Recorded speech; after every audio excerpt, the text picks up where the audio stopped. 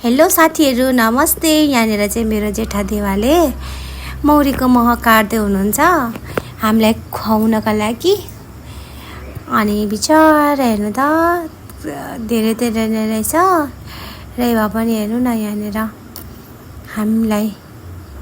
हामी खान्छौँ भनेर हाम्रो देवाले यहाँनिर मह काट्दै हुनुहुँदो रहेछ। कस्तो नटोक्दो रहेछ भाइ यसले त।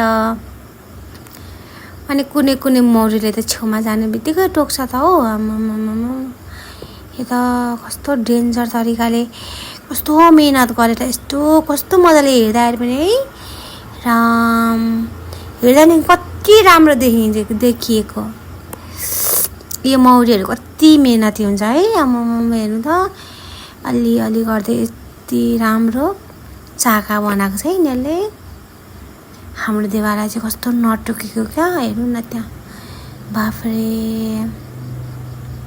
डेन्जर हुँदो रहेछ। हेर त, छोरीहरूले खान्छ भनेर कति मेहनत।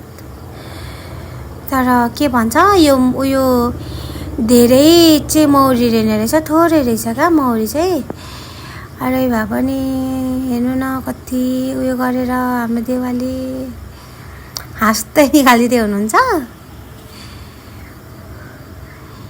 ल हजुरहरूले यो भिडियो हेर्नु ल अन्तिमसम्म। कस्तो लाग्छ हजुरहरूलाई? हेर न, मौरीले टोक्ला जस्तो छ है, तर टोकेन हो।